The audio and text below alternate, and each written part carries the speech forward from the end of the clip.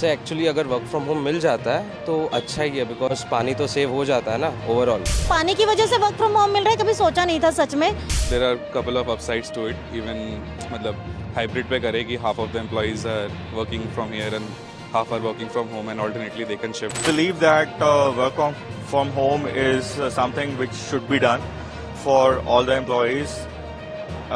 It would definitely lower the burden, so people can go to their native towns and work from. नमस्कार, आप देख रहे हैं ए news. क्या आपने कभी सोचा है कि एक राज्य प्राकृतिक आपदा का सामना कैसे करता है? जब ज़मीन पानी के लिए तरसती है और फसलें सूख जाती है तो क्या होता है? आज हम कर्नाटक की उस विपदा को गहराई से जानेंगे जहां राज्य सूखे की मार से जूझ रहे हैं और केंद्र सरकार की अत्यावश्यक सहायता की मांग कर रहा है। हमारे साथ जुड़े रहिए क्योंकि हम इस संकट और राहत की खोज की परतों को उधेड़ते हैं जो सुप्रीम कोर्ट के गलियारों तक पहुंच गई है। कर्नाटक में भूजल स्तर के घटने और कावेरी बेसिन में सूखे जैसी स्थिति के कारण राज्य एक गंभीर जल संकट से जूझ रहा है, जिसमें कई जिलों को सूखा प्रभावित घोषित किया गया है।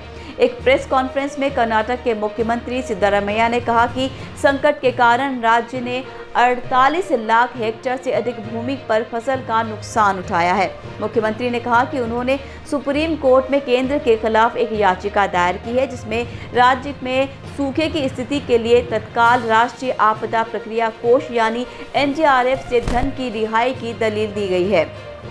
सूखे या बाढ़ के दौरान संकट का जवाब देने की जिम्मेदारी राज्य और केंद्र सरकार दोनों की ही है, मुख्यमंत्री ने कहा है। उन्होंने कहा कि एक अंतर्राष्ट्रीय मंत्रालय की केंद्रीय टीम ने राज्य का दौरा किया था और कानून के अनुसार केंद्र को उसके दौरे के 1 महीने के भीतर ही राहत कोष प्रदान करना चाहिए था। हमने केंद्र सरकार को 3 से अधिक ज्ञापन भेजे हैं। वरिष्ठ कांग्रेस नेता ने कहा कि ये भी जोड़ते हुए उनके पास कोई अन्य उपाय नहीं है, लेकिन सुप्रीम कोर्ट से आपदा प्रबंधन अधिनियम के अनुसार धन जारी करने के लिए निर्देशित करने के लिए संपर्क करना है। आपको बता दें कि इस मामले में आपदा प्रबंधन अधिनियम का उल्लंघन हुआ है, जिसमें राहत राशि को अंतर मंत्रालय टीम के राज्य के दौरे के 1 महीने के भीतर जारी किया जाना चाहिए, लेकिन इस मामले में केंद्र सरकार द्वारा धन जारी नहीं किया गया है, ऐसा सिद्धरामैया ने कहा है। राज्य के राजस्व मंत्री और RDPR मंत्री दिल्ली का दौरा भी कर चुके हैं ताकि संबंधित अधिकारियों से मिलकर उन्हें संकट की जानकारी दी जा सके, हालांकि उन्होंने समय नहीं दिया। इसी बीच केंद्रीय गृह मंत्री अमित शाह ने राज्य के जल संकट को हल करने के लिए एक बैठक बुलाई है, लेकिन अभी तक कोई धन जारी नहीं किया गया है, जैसा कि मुख्यमंत्री ने दावा किया है। उन्होंने ये भी कहा है कि उन्होंने राज्य की यात्रा के दौरान प्रधानमंत्री नरेंद्र मोदी को धन की देरी के बारे में याद दिलाया। किसानों को 4,600 करोड़ रुपए की राहत धनराशि की आवश्यकता है। हमने 450 करोड़ रुपए की अस्थायी राहत के रूप में दिए हैं। शेष राशि केंद्र सरकार द्वारा दी जानी चाहिए और धन को जारी करना चाहिए। मुख्यमंत्री ने कहा, कर्नाटक के साथ सौतेले माँ जैसा व्यवहार किया जा रहा है। हमने धैर्यपूर्वक इंतजार किया है कि भारत सरकार निर्णय ले, लेकिन उन्होंने नहीं लिया और किसान हमसे राहत मांग रहे हैं, मुख्यमंत्री ने कहा। इसी बीच भाजपा नेता अमित मालवीय ने हैदराबाद और बेंगलुरु में सूखे जैसी स्थितियों की तुलना करते हुए एक तंज कसा। उन्होंने माइक्रो ब्लॉगिंग साइट पर दुर्भाग्य से दोनों शहरों पर कांग्रेस का शासन है कहा। उन्होंने ये भी आरोप लगाया कि शहर में अराजकता के बीच पानी के टैंकर माफिया पनप रहे हैं और पूछा, ये टैंकर मालिक कांग्रेस को कितना भुगतान कर रहे हैं। राज्य ने महाराष्ट्र के समकक्ष एकनाथ शिंदे की वर्णा कोयना बांध के कृष्णा नदी और भीमा नदी में पानी छोड़ने का भी अनुरोध किया था ताकि उत्तरी कर्नाटक में मनुष्यों और पशुओं की ज़रूरतों को पूरा किया जा सके।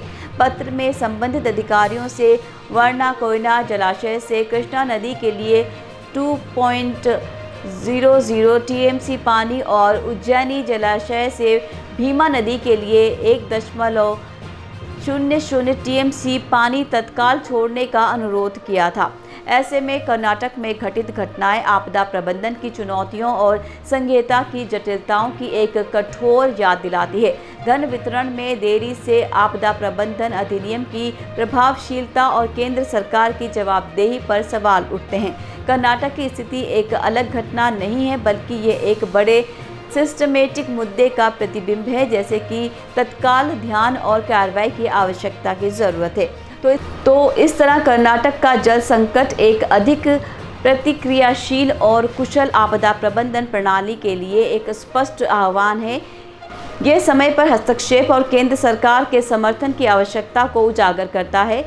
ये संकट न केवल एक राज्य की समस्या है, बल्कि एक राष्ट्रीय स्तर पर एक चेतावनी भी है कि प्राकृतिक संसाधनों का प्रबंधन और संरक्षण कितना महत्वपूर्ण है।